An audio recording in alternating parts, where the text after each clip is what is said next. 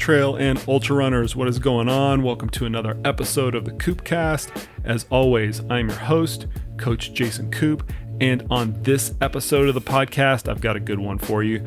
We have none other than the incredible, the incomparable, the Queen of Pain, Rebecca Rusch.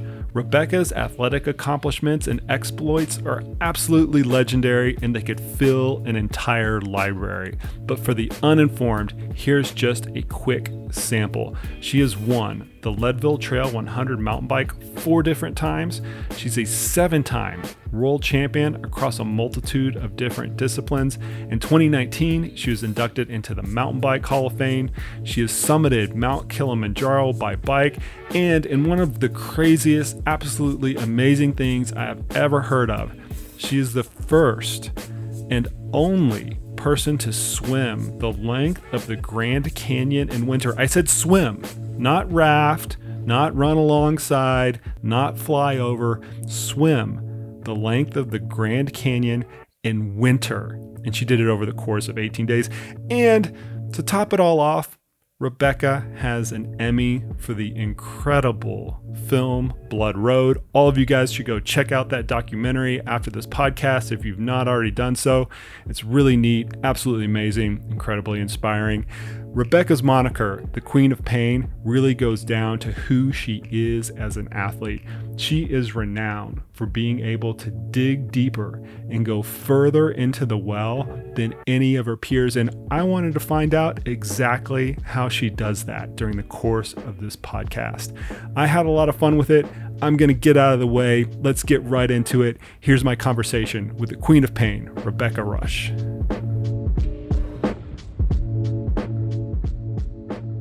Kind of funny. You're like, well, it's a running podcast. I'm like, I know it's a running podcast. And it's like, I run, and Ultra's a sponsor. So actually they'll be really stoked that I'm on Koop's podcast talking about running. You did a lot of running back in your adventure racing days. You know, I think you probably haven't forgotten running. That. It was my very first sport, was high school cross country running. And so like, it's what shaped me. So it'll be cool to talk about that. Cool. It's my first love. I did want to, well, so you're obviously way more renowned on the mountain bike side of things for doing all this gnarly stuff, but running was your first love. But I actually want to talk a little bit about adventure racing for a little bit, since the Eco Challenge is now all the rage, being streamed on Amazon Prime. Have you watched any of that? Yeah, I did watch all the episodes, and, you know, I had to, of course. And it was so cool to see a bunch of old friends, you know, some new people, but Fiji was the last Eco Challenge they had. And so they chose that same location, and the course was very similar, and like all these locations, I'm like, oh, I've been there. So it was really cool to watch it and sort of go down memory lane. I mean, I do believe it's one of the most amazing sports in the world. You know, I feel like I have a, 15-year master's degree in teamwork and just kind of, when the going gets tough, and navigation and all different sports, like it was a really cool period of my life to travel like that and spend time adventure racing. So yeah, I never thought it would come back. So I have been watching it on TV, and, definitely, of course, I'm the armchair critique, like, oh, why did they do that? Those guys don't know what they're doing. And so it was pretty cool. And there's absolutely part of me that's like, I think I could still do it. Oh, so we'll that's see. Interesting, Rebecca. So you're looking for teammates now? Because they're doing another one. They are doing another one, so I'm not going to say no. Okay. All right. I think we can facilitate that. So listeners out there, Rebecca Rusch is looking for teammates for her second foray into Eco Challenge. I mean, you definitely saw there were, the winning team with Nathan from New Zealand, there's a lot to be said, as we know, in endurance sports and ultra endurance sports. Experience goes a long way, more than just how big your quads are, how big your lungs are. After 24 hours, 48 hours into any sort of big, long expedition, suddenly the physical prowess is stripped away and it becomes a lot more emotional game and a mental game and a planning and strategizing and pacing. And so, really ultra endurance sports, you see it in mountaineering, you see it everywhere. It's not that you need to be 25 to do well. And sometimes you actually do well better in your 40s and where you have the life and sport experience. So when you were part of the group that helped pioneer eco challenge and adventure racing to the world, I mean, it started out kind of like from the get-go, like with this big TV broadcast. And so a lot of people got exposed to it very quickly. If experience is one of the things that you have to like lean on the most, like how did you compensate for that in the early days when you guys really didn't have, like there was no experience to be had really? Yeah, you saw the teams that did well were just really gritty people. So it tended to be mountaineers or, ultra runners do well. People that are used to being cold, being outside, climbers, slotted in pretty well. And no offense to triathletes, but it's like the outdoor athletes were the ones that did really well. And yeah, there wasn't experience, but the people who are used to navigating, using a map and compass, finding a route. And that's why I say climbers and mountaineers, because one, they're on their feet, they're carrying a big backpack. So they're used to weight and they're used to navigating and they're used to suffering and being cold and keeping it together for long hours at a time. So you found a lot with the sort of entry point for a lot of people came from climbing and mountaineering. And I came from a climbing background and was lucky that I'd already paddled. I was a runner and I was a climber. So I had sort of 3 out of the 5 things. I was not a cyclist. It was absolutely my worst sport. And I didn't really enjoy riding a bike. I'd often throw my bike, curse at my bike. I hate bikes. Bikes are ridiculous. And I would always say, like, it's like running is so much more pure. You just throw on a pair of shoes. Like you don't need all this confusing equipment. And I was that person. And so, yeah, my entry into adventure racing was really through rock climbing. A bunch of experienced racers came into my climbing gym that I was managing in Santa Monica, California. And they came in and rock climbers are a little more casual group of people. And these guys came in all Lycra and tights and super tight fitting clothing and came in and they're like, we want to learn how to rappel. And I was like, dude, this is a climbing gym. We don't rappel. Like rappelling's like how to get down. It's like taking the escalator down after the real stuff. And like, well, we need to learn to rappel for this adventure racing thing. I'm like, I don't know what you're talking about, but I'll take your money. I'll teach you dorks how to rappel.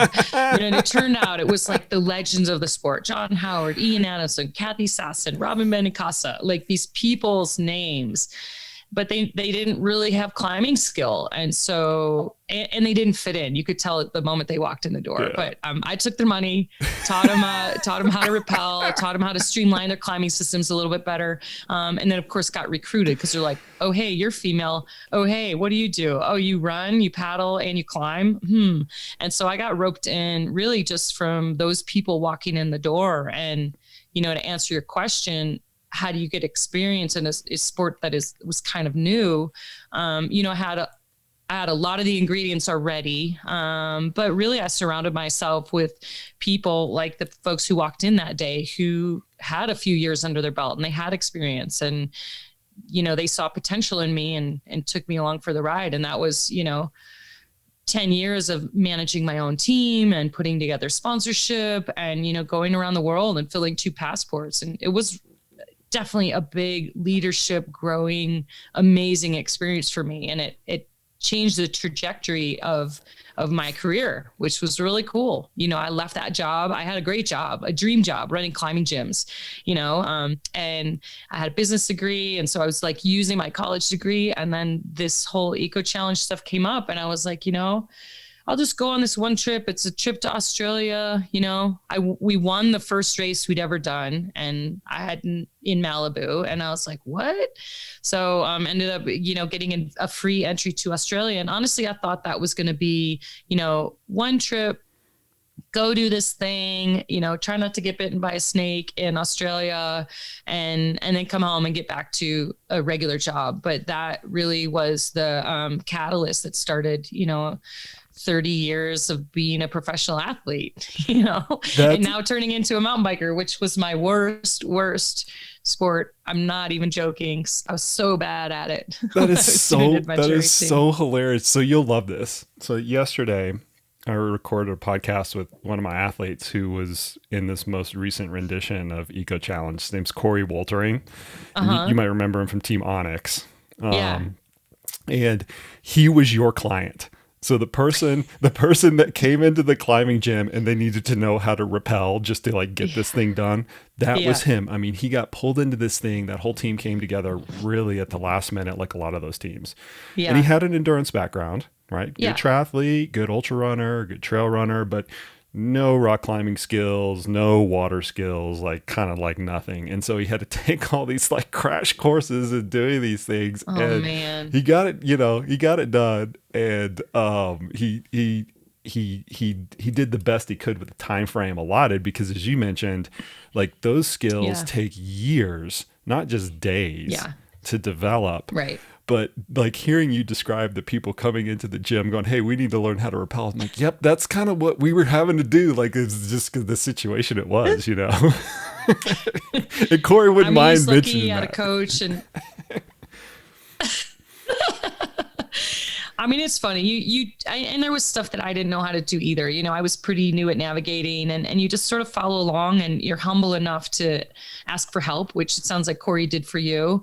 And it could be the beauty and the curse of working in a team is that hopefully somebody on your team, is a little better in this area. You shine in this area so that collectively you're stronger. But hopefully they weren't all for getting a crash course in 7 different sports at the same time. No, their team leader had a lot of experience. The last piece of advice I left him with, I was like, dude, you're just going to have to figure it out. You're going to be staring at something and you've never done it before, and it's going to be a whole day's worth of stuff.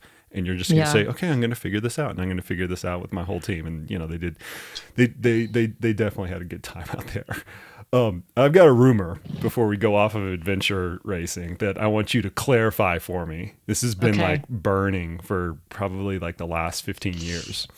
So wow. I know, a long time. And I keep every time we're in the same place at the same time, I've wanted to mention this story, but I've never kind of gotten around to it. So way back before we even met, we have a mutual colleague who I'm going to leave anonymous to protect the innocent, also to protect my source here. But he's one of my colleagues, and from the old adventure racing days, kind of from the heydays. And we were having this conversation revolving around, in these ultra endurance events, is there a certain point where the women get better than the men? And, this conversation has kind of revolved in circles for decades, right? In the cycling community, and even in the Ultraman community and the running community. And being an adventure racer, he's like, well, let me just tell you this. He's like, I know this woman, Rebecca. And after about the second or third day, she was taking all of the weight from our packs. She was the best person on our team. And aside from the bike throwing, which I can definitely back that story up. Aside from the bike throwing, she was the strongest person on the team. And then she started bossing us all around. True or false? Yeah, that's true. That's totally true. 100% true. So the tag. And when you were going to ask me, is there a pivotal point in any adventure race? And instantly I was going to say day 3. Day 3 is where, and I think you saw it in the Eco Challenge coverage. Day 1 and 2, everybody's fit. Everybody has prepared their best. And any good athlete can hang in there for a couple of days. But what happens on day 3 is whatever you've done for day 1 and 2, either you let your nutrition slide, or you've gotten frustrated, or you've gotten lost, or you're getting really tired. Day 3 is kind of the truth serum, where you can no longer rely on your physical prowess because everybody's tired. You've been going for 48 hours, and sort of the defense layers are stripped away. And that is really where, the experienced athletes and the really good athletes, and you see it in an ultra run too. You see it in any event. People go out hot. and then all of a sudden in the middle of the race is really where the race starts, I think, for me. And adventure racing was no different. And yeah, I have been accused of being bossy and, or a good leader. You can flip it however you want it to be. But what's so cool is that, people need to take the lead in situations like that. And whatever sort of team situation you're in, you're like, if you're feeling strong, you give it and you step into a leadership role. If you're feeling like you need help, and this is the hardest part for most type A strong athletes, you ask for help. To ask for help and say, my pack is really heavy. Can you help me? That's so hard. It's for big, strong, burly people to ask for help. And that was one of the biggest lessons I learned at adventure racing, is that everyone's willing to give help if they feel good. The real challenge comes is when you're feeling bad and you've got 3 people there who you want to move faster and you know it, and you're beating yourself up, feeling like the weak link, and just say, hey, I need some help. And it's really powerful to be able to do that. And, it's a life lesson for sure. And the second part of that story that this person mentioned was the initial reluctantness of the men on the team to give their weight up to the women on the team that were stronger at the time. And what he was telling me was the teams that just got over that faster did better. They were like, fuck this. We just want to win. Like, yeah, if you're stronger than me right now, doesn't care. Man, woman, black, white, whatever, skill we're on right now. If you're better than me right now, take all my stuff. The ones that like got over that the quickest ended up doing the best. It's so true. Your teammate is your teammate. It doesn't matter what gender, that doesn't matter at all. And you're exactly right. The good teams really get over the sort of stereotype, and in adventure racing, it was, there was mandatory equipment. You had to have a headlamp, you had to have medical kit, and you had to have a female was kind of the joke. And most teams were 3 men, 1 woman. You even saw it in the new, revitalized Eco Challenge. And, one of my proudest, something I'm really proud of and that I learned, and I went into adventure racing too, thinking I'm a female, I'm smaller than these people. And it was really empowering to learn, in endurance sports that, the distance is this great equalizer. And all of a sudden people are just people. And I learned a lot from that. And one of my proudest races was Eco Challenge Patagonia, and we put together a 3-woman, 1-man team, and we finished 4th, and we were in the lead for part of it. We were right up with the best teams in the world with 3 women and 1 man. And that was really groundbreaking. I mean, that was 15 years ago or more. And it really kind of showed the endurance world that like, hey, no, this really is true. Women, once a race gets long enough, this sort of gender differences really do get minimized. And it's really cool to see that. You see it ultra running, you see it endurance swimming, you see it in mountaineering. And I'd say the only thing that, women have that really doesn't get equalized is body size. And just, me carrying a 40-pound pack versus you carrying a 40-pound pack, it's different. The weight percentage is different for you. And so that really was the only thing. Otherwise, it's an equal playing field. Did you have any... And women are better at asking for directions. So maybe we do have a leg up once the race gets longer. I think there's something to that for sure. Did you have any sense that that's the way that is an element of the way that it was going to go down when you started to get into that sport? Did you have any sense of that? No, I thought, like I said, it was, I won a free trip to Australia. I'm going to go do this thing one time. And that's that. But, we didn't finish. I didn't finish the first Eco Challenge I did. Our team sort of crashed and burned with, someone getting blisters, someone getting a stomach flu. And I was left, sitting there feeling good and wanting to keep going forward and just being like, getting pulled out from the race, 3 days in, basically that magic 3 days. We were that rookie team and we didn't make it. And I just remember sitting there going, team sports are dumb. Like, here, I feel great and my whole team. And now I have to stop because of these people, because they couldn't do it. And maybe I wasn't very empathetic, but I was also like, I don't know, but it just really highlighted the importance of it takes years to build a really solid team of the right personalities, the right skill base, people you want to hang out with, people that you can cry on their shoulder. But no, I had no idea this was going to launch, a multi-year career. And it's pretty magical. I mean, I find now what's really cool is my bike riding, and the stuff that I want to do is coming back to the expedition, the ultra long, the multi-day. And so I feel like I'm coming full circle back to adventure racing days, but now more on a bike, or on foot. I'm doing a lot of big sort of bike packing things and backpacking things and using a map and compass, and just feeling like I'm coming full circle. So I'm really grateful for that experience. When I want to kind of keep digging into this, like this third day phenomenon that you mentioned, because I've heard it before, right? And I wanted to like hear it directly from the person who has the most experience with this, or has one of the people that has the most experience with this, and that's you. Was there ever like some sort of revelation when you're in the moment, like in one of those races where you look around and you're like, I'm the strongest person here. I'm the strongest person on my team. Yeah, there were multiple times, which kind of shocked me, was like, oh, I'm doing okay, and my teammate's suffering, and can I help? Your initial thing is like, can I help? You're not like, sweet, I'm the strongest one. Right. Of course, everybody's happy if you're not the weakest link.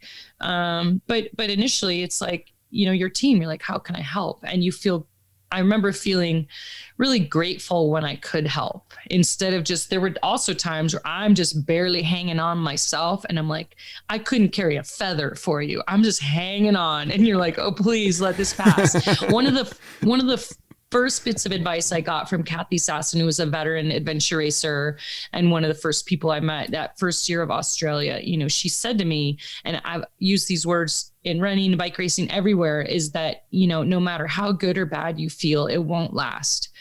And I think about that all the time. Like when you're on a multi-day thing or a long thing, and you're like, I could do this for 40 hours. I'm superwoman. And it's like, no. Okay, this is not going to last. Endurance racing is a roller coaster. And so it's like, okay, don't let your nutrition go. Don't get too cocky, because this won't last. But also knowing if you're in a big trough, that won't last either. And anyone who's done even a 1 hour run knows that, like, you feel terrible in the beginning, and then you feel good, and then you feel bad again, and then you feel good again. And so I think about that all the time, that roller coaster effect. And, the 3-day phenomenon, or feeling super strong. Like there's no reason to be arrogant in a team of like, I'm the best one, I'm going to take everything, because you have to be really careful that then you're not going to send yourself sooner into that next trough that you're ultimately going to have. And so it's a very fine balance of like, I have energy to give. Ooh, how much of it can I give? But make sure I don't crater myself. And it really is, it's more of a mental game than a physical game of like, how many chips do I have to spend that I want to give to my team? And people do that. They'll give too much and carry too much stuff and be like, no, I got it. I feel great. And then an hour later they've got blisters. And you're like, we shouldn't have done that. Because it's an ego boost, right? Like when you're strongest person on the team, you're absolutely. like, yeah, I can conquer everything. I'm going to take everybody's weight and then they screw themselves. Yeah, it's absolutely an ego boost. And I think there's no room for ego in endurance sports. You learn that pretty quickly. I've had this conversation with several colleagues over many, many years around, are women going to be better than men past a certain distance?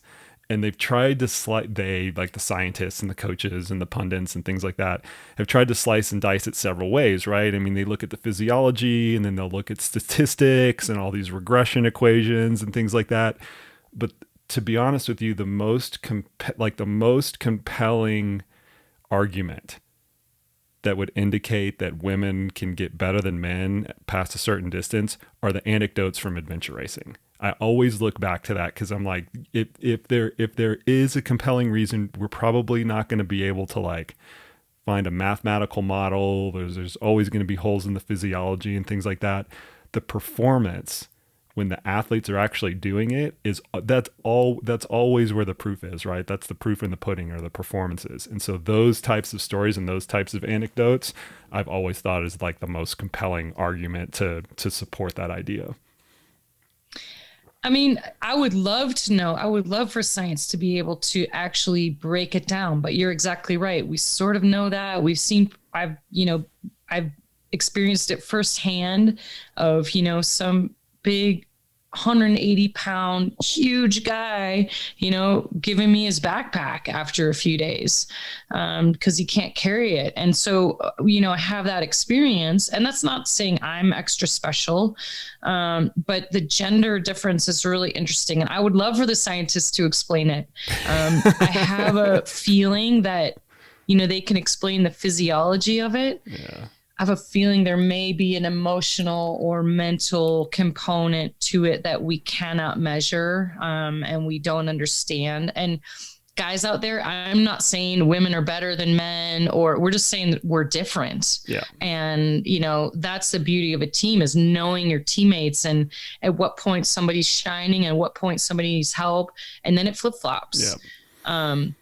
Yep. And so, I'm not saying women are better at endurance sports, but I would love to understand that phenomenon too.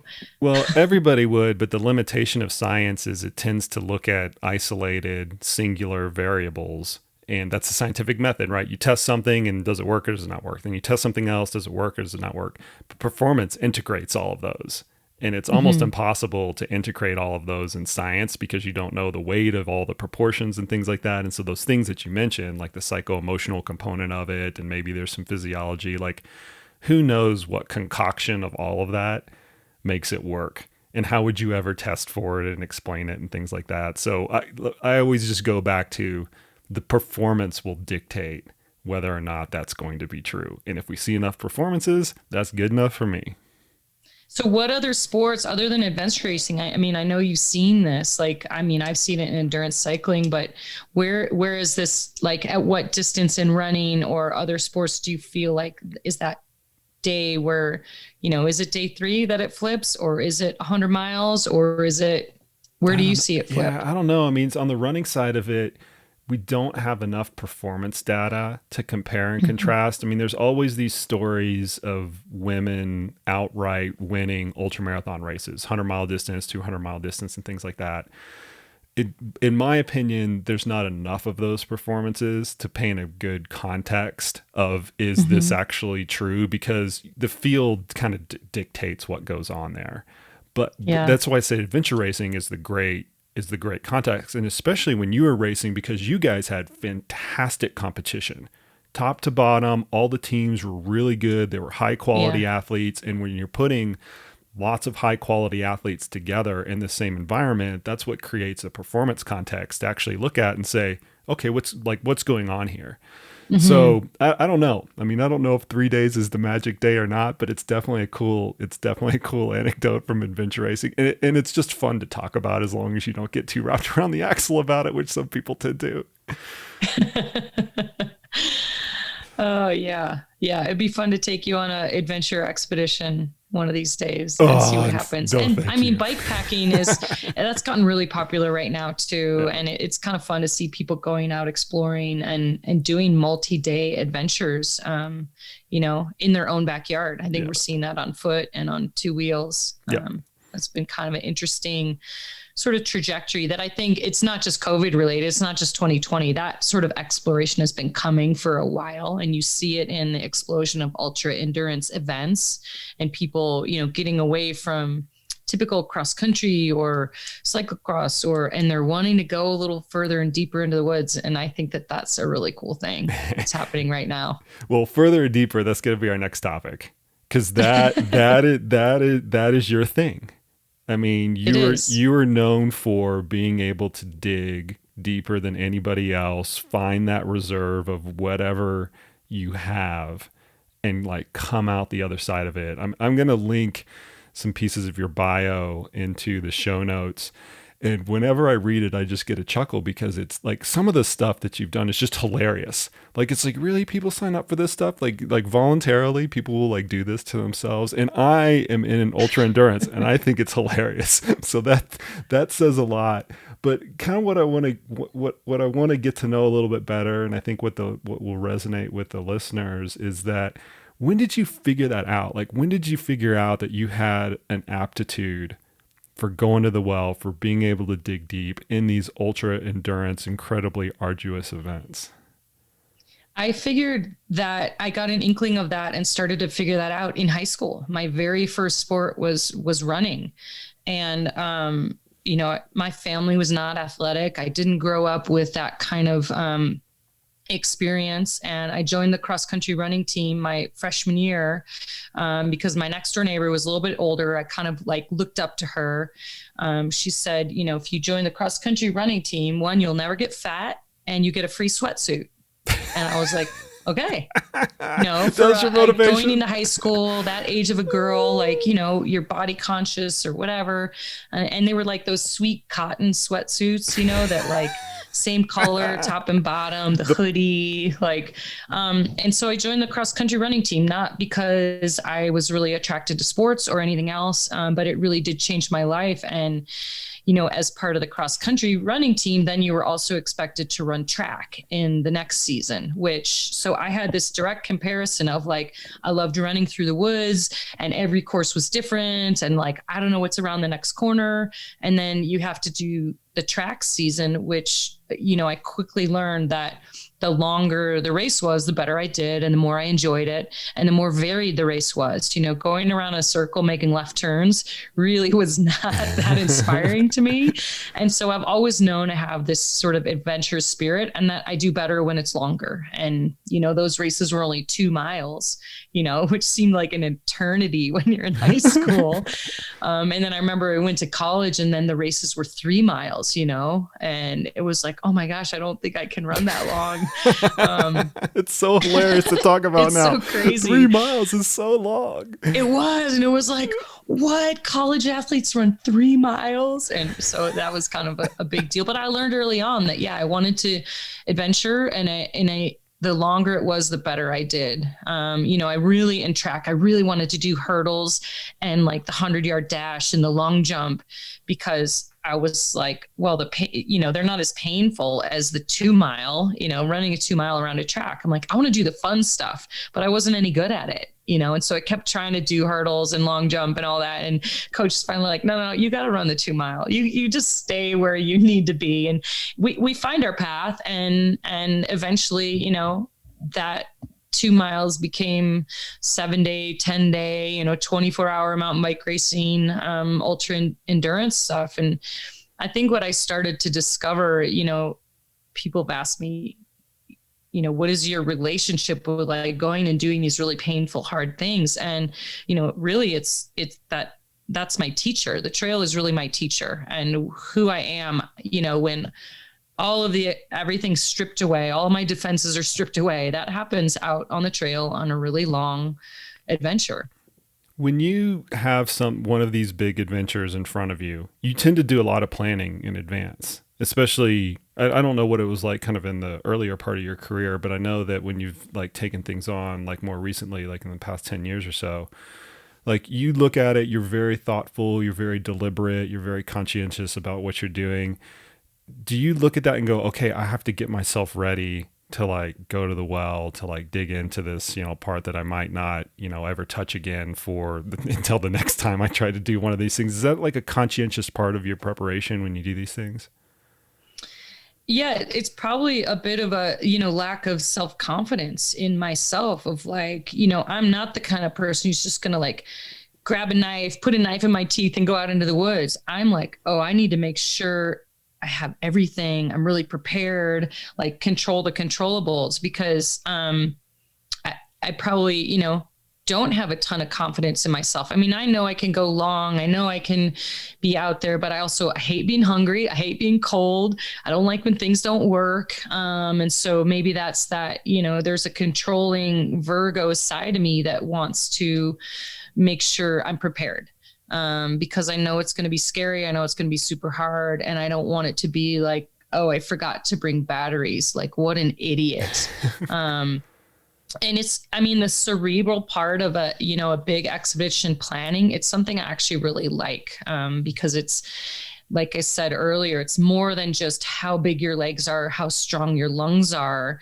It's, can you be smarter? And I've always felt like I'm not the most, my physiology is not the most gifted out there, but I'm a good planner. I'm, thoughtful, and that oftentimes, that can win a race, or that can be success or failure in an expedition is if you take care of the planning. And there's so much cool equipment. Initially, like I said, I didn't like that part about the bike of like, there's too much equipment, there's too much stuff to figure out. I just want to throw on a pair of running shoes. And I still feel that way. There's days where I'm just like, I just want to go out and throw on some shoes. But there's so much cool equipment of like, can this be lighter? Does this work a little bit better? And that's kind of the fun part of planning an expedition and getting all the maps together and all the stuff. And in adventure racing days, I learned that from my adventure racing teammates, is when you're carrying everything on your back, you are carefully evaluating each piece of equipment down to your socks. Like, do I take one pair of socks or two? Do I take this one pair? Is this going to be the perfect pair for every situation? And we were cutting labels, out of our clothing and taking zippers off of things. And you'd end up with this pile of stuff that, weighs 12 ounces. And you're like, okay, that's 12 ounces less I have to carry. And so I learned that early on, this meticulous, from my adventure racing teammates, some meticulous preparation. And it's kind of the fun part of an expedition, I think. And it can make or break you. Your equipment really can make or break you, especially when you're being self-reliant, you're carrying it on your back. And no one's going to come, there's no cell phone coverage. There's no rescue. You're your own first responder. And I do really like that sort of commitment, of big expedition planning. But it's interesting to me, Rebecca, that the fuel for all of that, the fuel for all of like the hard physical work that you do in training, the fuel for all of the meticulous planning that you just went through, comes from a lack of confidence. Like with all of the success that you have had, which is a lot. You're more than anybody that I've ever had on this podcast. Not that that's the best litmus test, but you've had, it's fair to say, like as an observer of endurance sports, Rebecca, that you're one of the most successful athletes, period. Male, female, doesn't matter. Team sports, individual sports, successful, absolutely. Despite all of that, whenever you go into an expedition or you go into training, you still have this thorough, meticulous, I'm going to train hard, I'm going to do everything I can. And it's fueled by a lack of confidence. It's maybe, it probably is. Will Gadd is another really good athlete. He's a well-known climber. I really look up to him. And he gave a speech one time to a bunch of Red Bull athletes, which I'm a Red Bull athlete. And he talked about the power of pessimism. And I know that sounds really weird.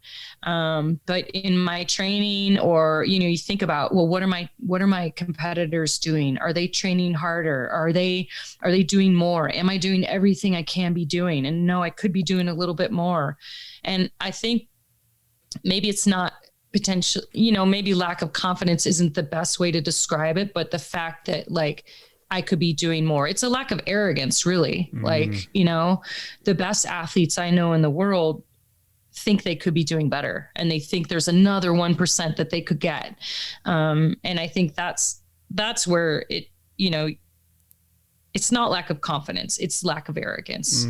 Because, I know that I have had a lot of success in an athlete. I know I can do a lot of things that other people can't do, but I'm also know that there's more that I can learn. I can train harder. I can do better. I can stretch more. I can plan a little better. And so I know that's exciting to me, is that maybe I've reached some sort of pinnacle, but I'm not done evolving as an athlete or a human. I don't doubt that one bit.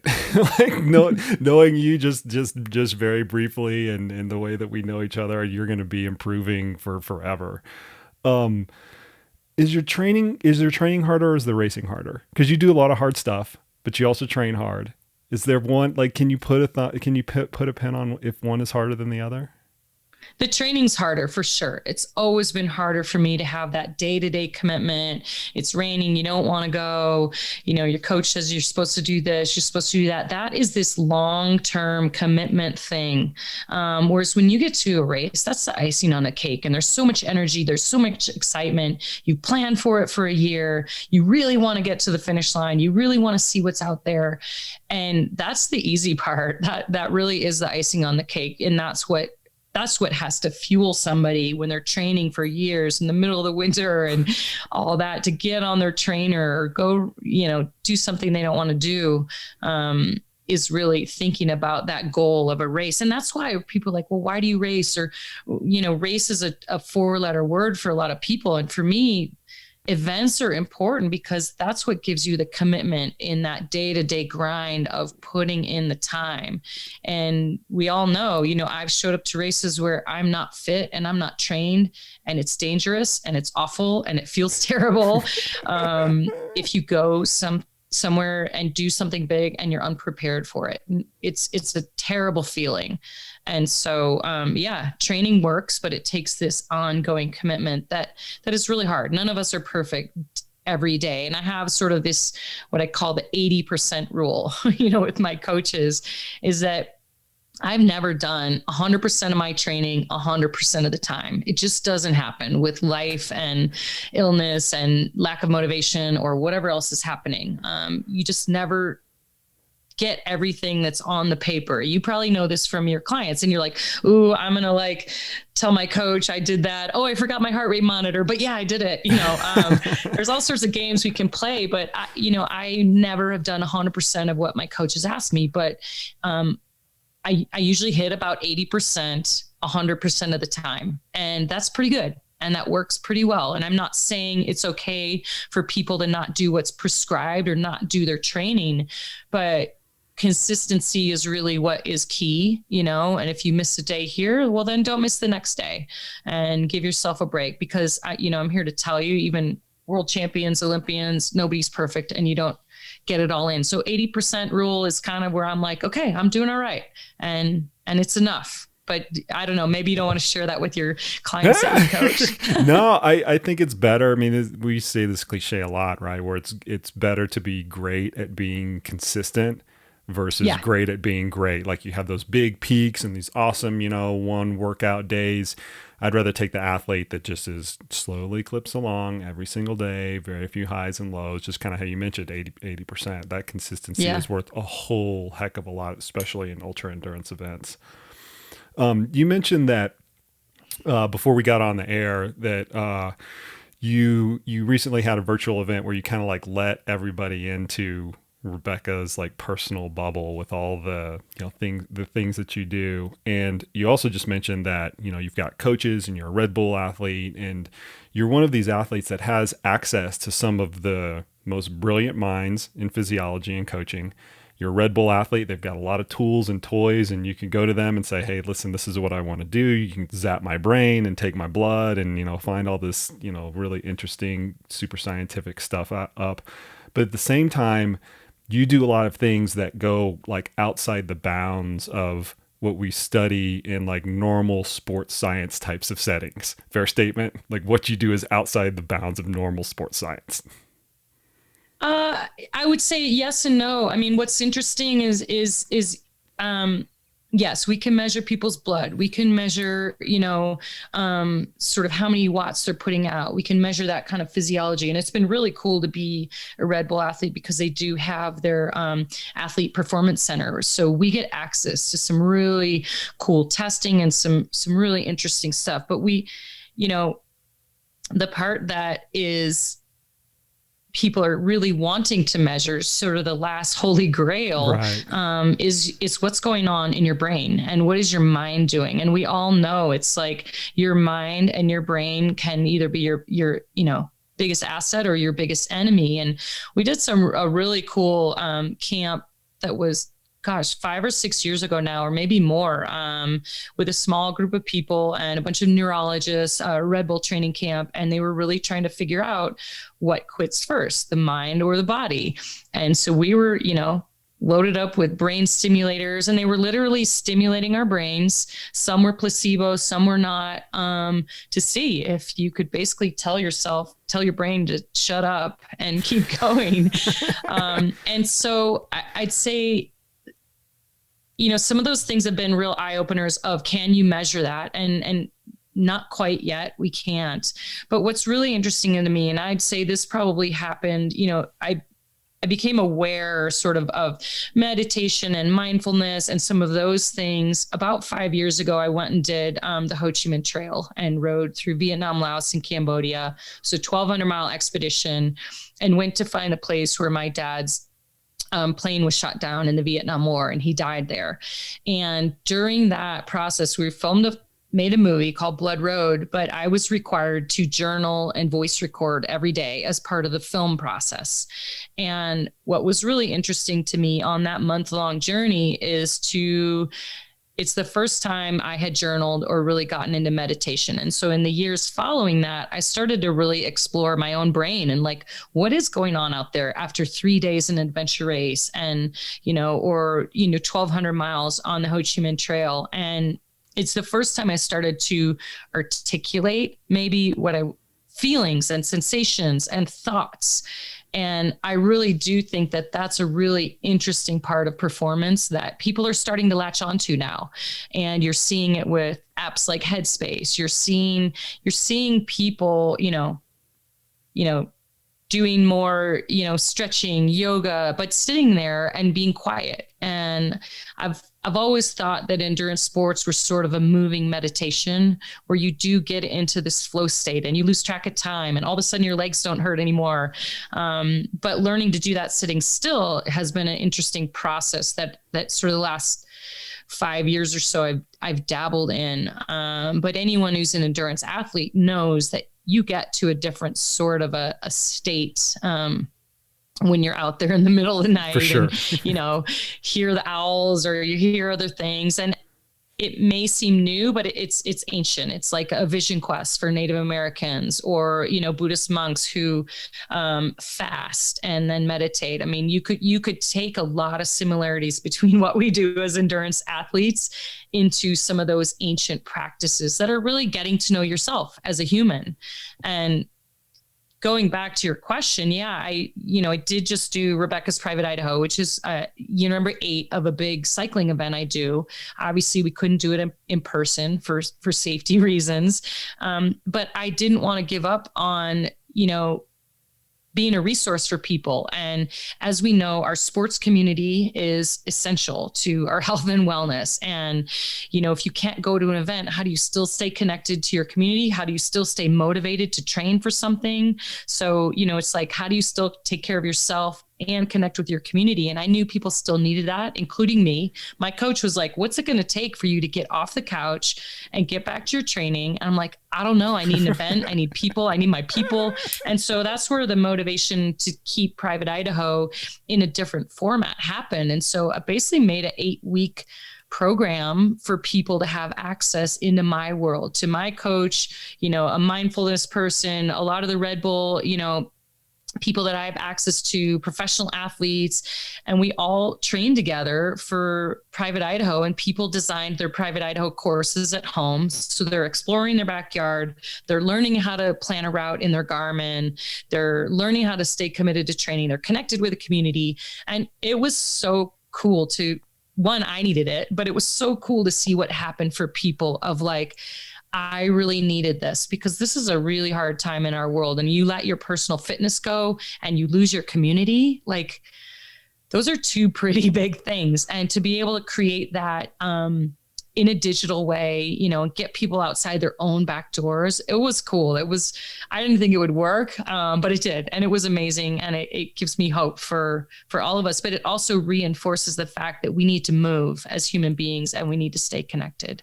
And that's what Private Idaho was about this year. Yeah, and a lot of people are struggling with that in the endurance community right now. Yeah. I mean, just left, right, and center. And a lot of what we've been finding just with our athletes is the duration of how long this pandemic has lasted, and it looks like it's going to last. Yeah. that disruption, endurance athletes can handle because we're good at adversity, right? But once it gets to like 6 months, 9 months, 12 months, 18 months, and we start to lose the fabric that binds us together, it's just I just get the sense now it's really grating on people. Well, and like an endurance event, you go in like Iditarod, Alaska. I know it's 350 miles. I know it's going to take me between 4 and 8 days. But there's a finish line. Yeah. And I think, and we can wrap our heads around that and keep going. I think that's what's really hard about this is we don't know where the finish line is yet. And so that's why, almost like that adventure racing, it's like, take care of yourself right now in this moment because we don't know how long we're in it. And so you better be your best self because we're in it for the long haul. But that's a hard mindset to not know where the finish line is. Have you ever been, I'm going to go back to the racing a little bit because I don't want this to turn into COVID 2.0 because everybody's sick of it by now. Have you ever been in a point where you're just like, I just can't do this? Because we've got this like image of you, like you're always the toughest. You're the, you're going to come out the other side. Like you're the one taking people's weight after day 3 and stuff like that. Have you ever just been like, I just can't do it. It's too hard.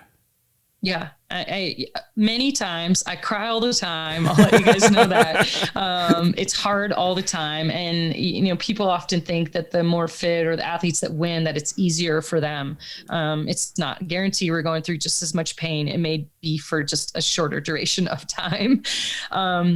But yeah, there's one memory that really sticks out in my head. And it was the first Raid Gauloise I did, which was another version of Eco Challenge. The original adventure race was called the Raid Gauloise. It was a French organization. And this particular race was in Tibet and Nepal, really high elevation, really high altitude. It was my first race with an experienced team. We were the only American team there. And I was the rookie, like pretty new. I'd had a flash in the pan, some early on success. And so I got invited on this pretty good team and was like, Mike Closer was on the team, Patrick Harper, like a bunch of names that maybe you've heard of. And I was the rookie, of course, the only female in a 5-person team.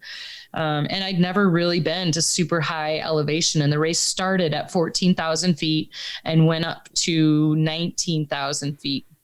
And so there was this whole acclimatization process before we even started. But first day in the race, we're doing great. We're in like 7th place with the top American team. An American team had never placed well in the Raid Gauloise. And so, yeah, we're all charged and having a good time.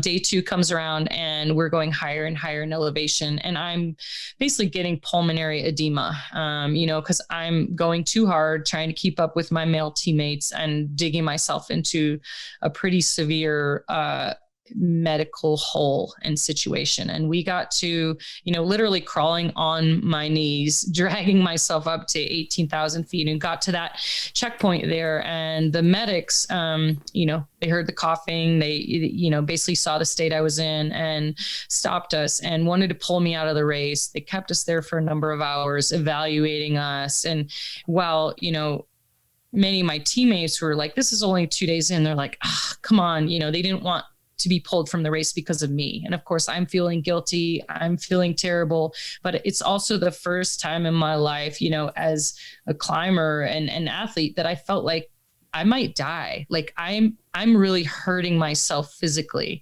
And I was really scared. And it was like, I don't do this to, wreck my lungs and have, long-term physical challenges. And I was really scared that I was hurting myself.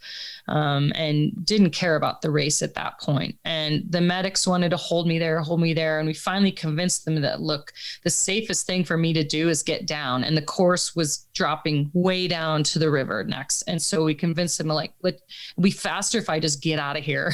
and so they let us leave after a number of hours. My team's all excited. They start charging ahead. And I'm literally taking one step at a time, leaning on my poles, one step at a time, leaning on my poles, crying. And I just, and I couldn't do it. And one of my teammates came back. He's still one of my best friends. And I said to him, I don't know if I can't do it. And what he said to me, like the other guys were like, come on, Rebecca, don't quit. It's a little bit different type of motivation. And all Patrick said to me, he said, if you need to stop, I'll stop with you. And like, it was basically like a hug. He gave me a hug and said, it's okay if you quit. And that was all that I needed not to quit, was for somebody to say it was okay. You don't have to beat yourself up. I'm with you as a friend, no matter what happens. And we went on, we finished 7th overall, which was the highest American ranking ever in that race. And, you know, that 5 days later and crossed the finish line. And that was a moment where I just realized the power of love and, you know, taking a minute and like letting somebody heal, and staying with them. And that, you know, our bodies and our friendships are more important than any finish line. And ultimately that got me to the finish line, was just saying it was okay. If you have to stop, it's okay. And that was, I mean, you mentioned that was pretty early on in your career. Did you ever use that as like some sort of framework for future expeditions and things that you did to say, okay, if I'm ever in this situation, this is how I'm going to kind of approach it? It definitely softened me to realize that, you know, most of us, if you're an athlete, most of us are pretty hard on ourselves. Most of us are our own worst enemy. We work really hard. And you're not describing anybody that's listening, by the way. No, nobody's like that. We work super hard and we never cut ourselves a break. And so, and I'm that same way too, but it made me realize as a teammate, and for myself as my own teammate, to cut myself a break, you know, and that we're doing the best we can. And if somebody's on their knees because they can't breathe and they've got pulmonary edema, you know, beating them up really isn't going to be the solution to help them. And also that a finish line, you know, that's not the most important thing. It's the thing that got us motivated, like I said, to do that day-to-day training, to take control of our physical health. But really, does the race really matter? No, the journey. It's the journey and the process. And if you're hurting yourself, then that is time to call it quits. So, Rebecca, you're a long ways off from hanging up your bike and hanging up your shoes and hanging up all of your other adventure equipment that I'm just envisioning is sprawled out across your home up in Idaho. What's it going to take to convince you to get into a big 100-mile ultra marathon like the Leadville Trail 100 or Western States or UTMB? I'm going to put you on the spot here because there's going to be people that are like craving for Rebecca Rusch to get into ultra running in a proper way. And I'm going to tell you, I've thought about this for probably 10 years. Thought about, I really need to do a big ultra. I think it's in my future, and because it's been nagging at me and been like, oh, that looks really interesting. And I'll tell you, I have a really good friend, Emma Roca, who is an amazing runner and has done a lot of those events. And she's come to visit me every couple summers or something. And it was a big revelation when I learned that ultra runners don't run the whole time and that they walk up the hills. Oh, yeah. That was where I was like, I can totally do that, because I was I'm thinking back to high school, like 2 miles is hard for me to run. Like, I don't know if I could run 100 miles. And Emma's like, no, you don't run the whole time. I'm like, what? Nobody told me this. And so that was the first revelation that, like, okay, I could do one. Because I had this vision that, like, you know, all these super like skinny people are all just like running up the hill. And then when I go on trail runs, I walk sometimes, or I scramble, and so there is one in my future. And I have to thank Emma for letting me know that, like, everyone's not running the whole time. I had no idea. Such a dork. Okay. So here's what I'm thinking.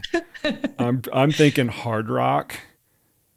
How come? High. What makes you pick that one? Because it's a hiker course. You hike up the uphills. I was like, I need a hiker course. Yeah, you hike up the hills and then you run down. Now you got to get a qualifier for that, but we can take care of that. Okay. I'm thinking Tour de Géant, which is 330K in the Italian Alps. Super hard. There's hardly any running on that. There's, you know, lots of good technical stuff. There's a lot of things that would be like perfect in your wheelhouse and you would love.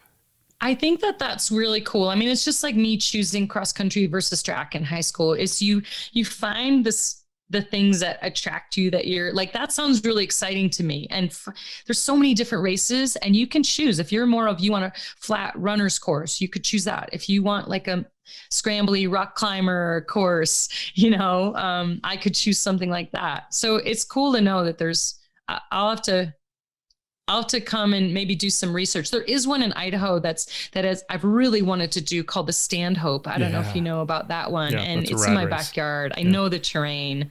There's no reason I shouldn't just go out and do one of those. And I work with ultra running now because they know that I trail run all the time. I just have never trail run 100 miles. So maybe I should start with like a 60K or something. No, screw that. Just jump into the deep end, Rebecca. You can handle it. Like, yeah, don't like dip your toe in the water. Come on now. Like, what would you be doing a 60K? Like, why not just like jump in and do a 200-mile race? Because like we talked about, it's that power and pessimism. I'd be like, no, I should prepare. I should make sure I could do it. I should make sure I'm fit enough. But you're right. I mean, sometimes you just have to jump in and not wait till you're perfectly prepared for something. I think if you signed up for a 50K or 60K, no matter how hard it was, you'd be like, that's it. Like, I don't want to do this sport anymore. That's why I think you should jump in the deep end, because I want to get you hooked. So you keep coming back. And the way to get hooked is just to do something super gnarly. What is it about 100 miles that like turns this corner, this flip, that really becomes ultra running? Yeah, that's a good question, right? Because it does have this like gold star on it. Like, you're not a real ultra runner until you run 100 miles.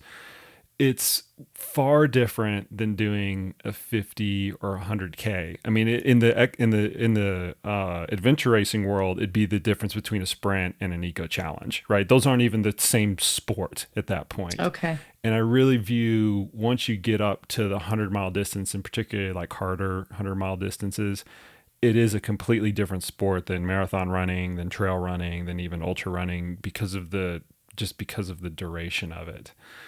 And I just think that for you, the proposition of doing a really hard one, which would take, 24 hours or more or something like that, like, once you did it, you'd keep coming back. I'm not going to say you're going to give up cycling and all these other things, but you just keep coming back, because there's just all of the things that you mentioned and that make you that you're so renowned for are exemplified in ultra running. I'm trying to make a compelling case here. Challenge accepted. Nice. We're gonna find one. I'm gonna do one. All right. You and I, we're gonna offline. We're gonna brainstorm some ideas. All right, and you can help me and be a pacer or a crew member for me. I'll tell you awesome. What. Any ultra marathon that you do, Rebecca, hit me up. I'll pace you 100%. If I can keep up. I might have to give you my pack. You're used to that, though. We talked about that so much at the beginning of the podcast. I'll be giving you my pack, pacing you. All right, Rebecca, I appreciate your time. We're going to let you go. I want you, why don't we leave listeners with a little bit of a better description on Rebecca's private Idaho in a non-COVID year. Hopefully it'll come back next year. You want to tell everybody about that? Yeah, I mean, typically it's a gravel bike ride, a big giant gravel bike ride, everything from 20 miles to a 3-day stage race. And the goal of it's one of my biggest fundraising rides of the year for the Be Good Foundation. And it's typically a 4-day, 5-day long celebration of people, place, and purpose. And I will tell you, I've been toying with the idea of adding a running event to it. So I think in the future we could have, cycling/running event going on at the same time, because I think that'd be really cool. You guys have badass trails around there. I'd do that. We do. We have really great trails, and a lot of open space. And so I could see having a running aspect, but I know that running is your thing, but I don't know any athlete that only does one sport, Everyone I know runs, bikes, skis, does a lot of different things. And so you might consider that, I'm not a cyclist. The beautiful thing about gravel road riding is that it is really accessible for anybody. And cycling is a really great way, to have some off days from running, every single day. And so for any of you out there thinking of dabbling in it, gravel is a great way to get into cycling. It's not intimidating. There's dirt roads everywhere. There's not a lot of traffic on those roads. And I guarantee it will help you running if you do a day or two a week of cycling. Gravel riding is getting more and more popular in the ultra running circles. It's like the Is it? yeah, it's like the right combination where it's like not too technical, so people aren't intimidated by like riding their bike over like ridiculously gnarly terrain, and it's not on the road where there's a lot of traffic, and they can kind of go wherever they want to. So it is becoming bigger. There's a lot of ultra runners that have done Dirty Kanza, right, which you're quite familiar with. So they just jump right in. You know, it's the same thing. It's like we're just going to pick the hardest stuff to do. Well, and I think the key to longevity in sport and being a lifelong athlete is that you do mix it up a little bit and that you're not only doing one sport. And it's the reason I don't only cycle, because it'd be terrible for my back and my posture and, you know, and so I think it really is important to mix it up and have a little bit more in your repertoire than just your main core sport. Well, I hope you mix it up on the ultra running scene. Rebecca Rusch, 2021, 2022, Hard Rock, UTMB, Tour de Géant. I'm telling you, we could find an event for you. Thanks, Koop. And I'm gonna take you up on that, being my pacer for one of those. You can hold me to it. I'm down. And there you have it. There you go. Thank you, Rebecca, for coming on the podcast today. That was really fun. I want to bring you back on the podcast once you start your ultra running journey.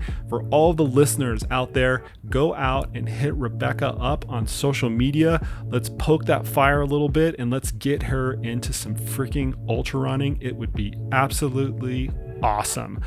Appreciate the heck out of all of the listeners today. Thank you from the bottom of my heart. If you have not had the chance, skip on over to Apple Podcast and give this podcast a rating or a review. That means a tremendous amount to me. Or if you like it, just hit me up on social media and say thanks. I really like it when I receive those messages. And as always, you guys, we will see you out on the trails.